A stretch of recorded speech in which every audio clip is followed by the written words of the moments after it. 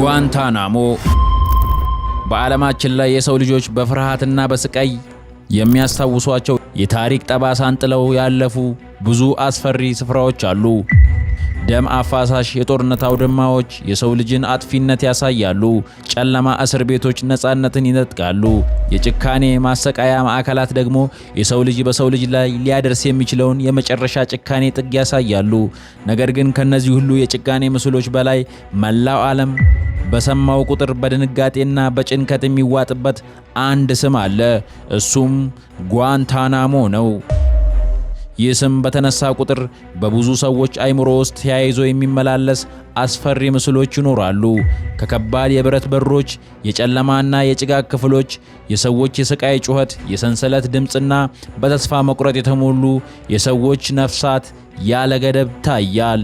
ለዚህም ነው የሰብአዊ መብት ተሟጋቾችም ሆኑ በቦታው አልፈው የተረፉ የቀድሞ እስረኞች ይህንን ስፍራ የደም የምድር ሲኦል ብለው የሚጠሩት። እኛም በዛሬው ቪዲዮአችን ይህንን የሰው ልጅ ክብር ሙሉ በሙሉ ተገፎና ረግፎ የሚቀርበትና የሚገቡበት እንጂ የማይወጡበት የማይታወቅ የጨለማ ስፍራ ሆኖ ለዘመናት የቆየ ስፍራን የሚመለከቱ መረጃዎችን ይዘንላችሁ የቀረብ ነው። እስከ ቪዲዮ መጨረሻ አብራችሁን እንቆዩ።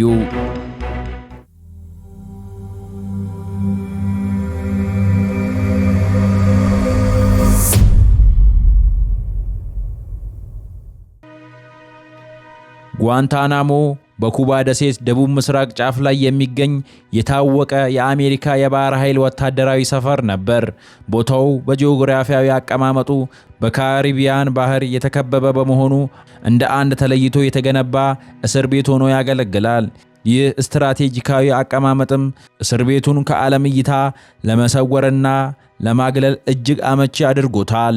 ጓንታናሞ እስር ቤት በዙሪያው በጥበቃና በዘመናዊ ወታደራዊ የጥበቃ መዋቅር የተከበበ ሲሆን ረጃጅም የብረት በሮች፣ ከፍተኛ የኤሌክትሪክ ኃይል የተሞሉ አጥሮች፣ የ24 ሰዓት ተንቀሳቃሽ ዲጂታል ካሜራዎችና በዘመናዊ መሳሪያዎች የታጠቀ የአሜሪካ ወታደሮች በየአቅጣጫው ሌሊትና ቀን ይጠብቁታል። የእስር ቤቱ ባህር ክልል በጦር መርከቦች የተከበበ ሲሆን ምድራዊው ክፍል ደግሞ ፈንጂዎችና የጥበቃ መሳሪያዎች የተሟሉበት ነው። ከዚህም የተነሳ ከዚህ ቦታ ለማምለጥ ማሰብ በሐሳብ ደረጃ ብቻ ሳይሆን በተግባርም ፍጹም የማይቻልና ራስን ለሞት አሳልፈው ከመስጠት የማይተናነስ ሙከራ ተደርጎ ይወሰዳል። ይህ የባህር ኃይል ማዕከል ወደ ዓለማችን እጅግ አስፈሪ እስር ቤትነት የተቀየረው በ2001 ዓመተ ምህረት ከሴፕቴምበር 11 ጥቃት በኋላ እንደሆነ በስፋት ይዘገባል። በዚያ ታሪካዊ ዓመት በአሜሪካ የኢኮኖሚና የደህንነት ማዕከላት ላይ ታላቅ የሽብር ጥቃት ተፈጸመ። በአሸባሪዎች የታገቱ አውሮፕላኖች ታዋቂውን የዓለም የንግድ ማዕከልና የፔንታጎንን ሕንፃ ሲመቱ መላው ዓለም በከፍተኛ ድንጋጤና ሽብር ተሞላ። በዚህ ጥቃት ምክንያት በሺዎች የሚቆጠሩ ንጹሃን ዜጎች ሕይወታቸውን አጡ። ይህንን ተከትሎ የአሜሪካ መንግስት በሽብርተኝነት ላይ ዓለም አቀፍ ጦርነትን በማወጅ ታላቅ ወታደራዊ እንቅስቃሴ ጀመረ። የአሜሪካ ወታደራዊ ኃይልም የጥቃቱን አድራሾችና ተባባሪዎችን ለማደን ወደ ተለያዩ የዓለም ክፍሎች ተንቀሳቀሰ። በዚህም ምክንያት በአፍጋኒስታን፣ በኢራቅ፣ በፓኪስታንና በሌሎች የመካከለኛው ምስራቅ የአፍሪካ ሀገሮች የተያዙ በርካታ ወንጀለኞችን አደገኛ አሸባሪዎች ተብለው ወደዚህ የጓንታናሞ እስር ቤት መላክ ተጀመረ። የአሜሪካ መንግስትም እነዚህን ሰዎች ያለምንም ፍርድ ቤት ትዕዛዝ ወደ ኩባ ያጓጓዘው የአሜሪካ የፌዴራል ሕግ እንዳይተገበርባቸውና የጦር እስረኞች መብት ጥበቃን ለማስቀረት ነበር። ይህ ተግባርም በጓንታናሞ ውስጥ ያለው የታሳሪዎች ሕይወት ከማንኛውም መደበኛ እስር ቤት ፍጹም የተለየና የጨለመ እንዲሆን አድርጎታል።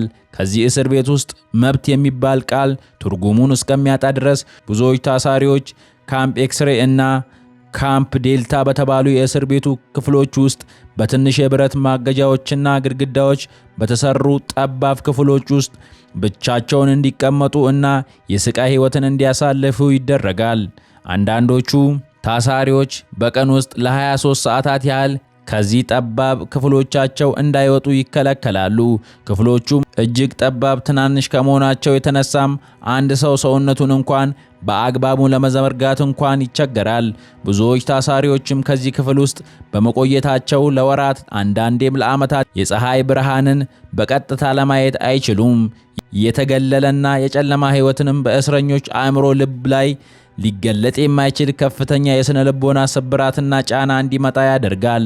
የቀድሞ ታሳሪዎች ምስክርነት እንደሚያሳየው በጓንታናሞ ውስጥ ጊዜ መቁጠሩን ያቆመ ያክል ክፍሎቹ የውጭውን ዓለም አየርና ብርሃን ስለሚከለከሉ ቀንና ሌሊትን ለይቶ ለማወቅ ፍጹም የማይቻልና ከባድ ነበር። በዚያ ፈጽሞ ሰዓትና የቀን መቁጠሪያን ማየት አይፈቀድም።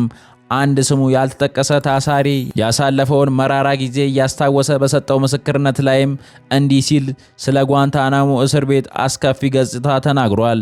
በዚያ ጨለማ ውስጥ ስንኖር ሰው መሆኔን ስሜት እንዳለኝ ከውጭ ዓለም ቤተሰብ እንዳለኝ ሁሉ እረሳው ነበር። የማስበው ስለ መኖር ሳይሆን ስለ ቀጣዩ ሰዓት ስቃይ ብቻ ነበር ብሏል። የጓንታናሞ እስር ቤት እስረኞች ስቃይ በዚህ ብቻ አያበቃም።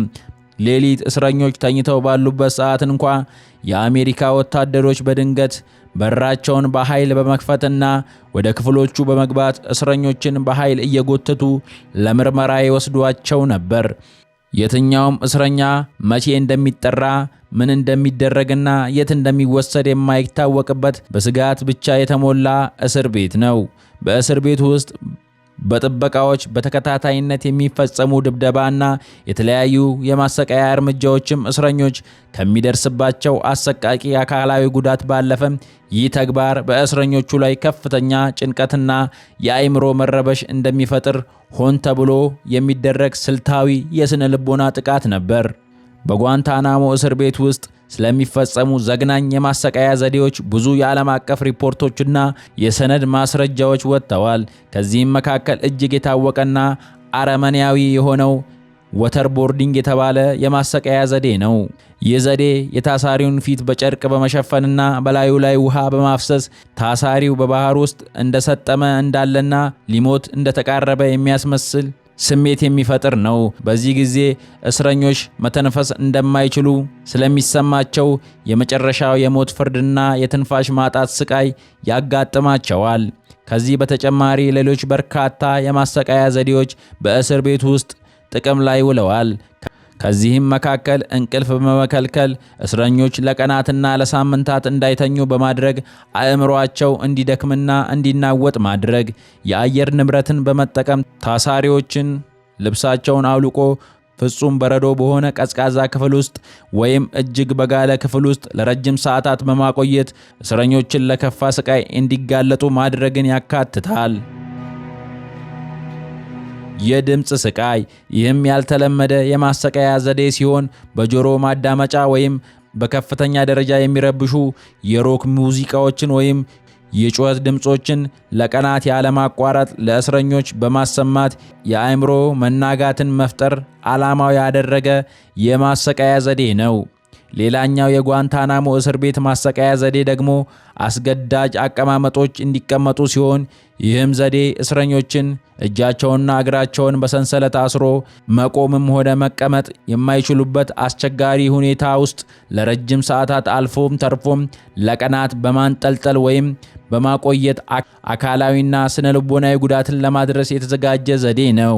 እንዲህ ባለ ሁኔታ ውስጥ በዚህ እስር ቤት ውስጥ የቆዩ አብዛኞቹ እስረኞች ለዓመታት ከዚያም አለፍ ሲልም ለ10 ዓመታትና ከዚያ በላይ ጊዜ ያለምንም ይፋዊ ክስና የፍርድ ቤት ውሳኔ ታስረው ይኖራሉ።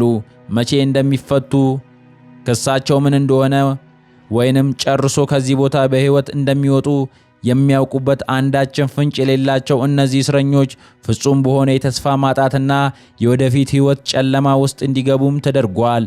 ይህንን ፍትህ አልባ አሰራር ስቃይ ለመቃወም ብዙ እስረኞች የመጨረሻ አማራጫቸውን በመጠቀም የረሃብ አድማ አድርገው የነበረ ሲሆንም በዚህ አድማ በመጽናት አካላቸው እስኪሰባበርና ለሞት እስከሚቃረቡ ድረስ ተቃውሟቸውን አሳይተዋል።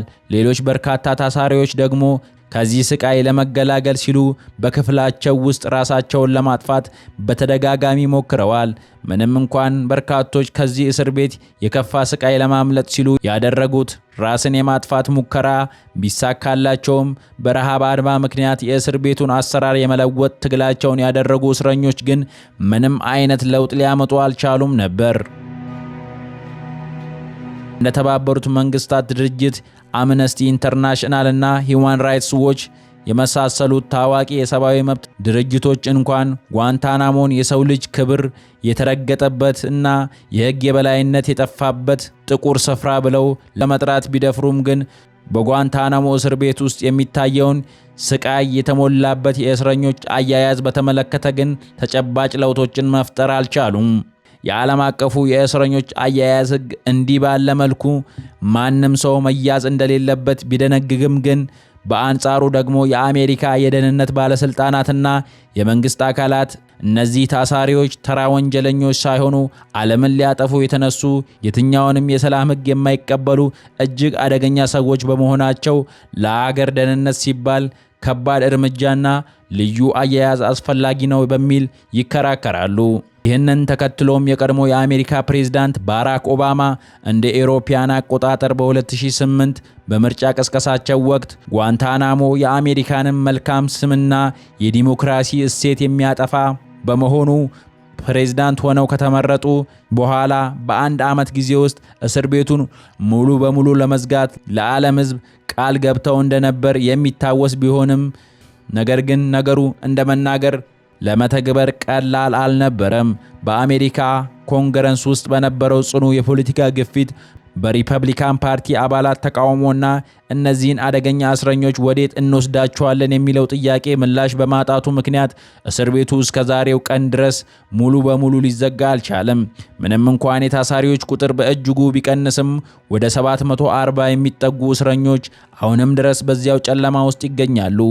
በመጨረሻም ጓንታናሞ ተራ የድንጋይና የብረት ግንብ እስር ቤት ብቻ ሳይሆን ቦታው የሰው ልጅ በፍርሃት በበቀል እርምጃዎች ምክንያት የከፋ ስቃይ ለማሳለፍ የሚገደድበት የምድር ሲኦል መሆኑን ብዙዎች ይመሰክራሉ። እኛም ታዲያ በዛሬው ቪዲዮአችን የዚህን የዓለማችንን አደገኛውን እስር ቤት የሚመለከቱ መረጃዎችን ከአመሰራረቱ ጀምሮ እስከ ወቅታዊ ሁኔታው በዝርዝር ይዘንላችሁ ቀርበናል። እስከ መጨረሻው አብራችሁን ስለቆያችሁ እያመሰገንን በቀጣይ ቪዲዮ እስክንገናኝ ቻናላችንን ሰብስክራይብ እያደረጉ በሰላም ይቆዩ።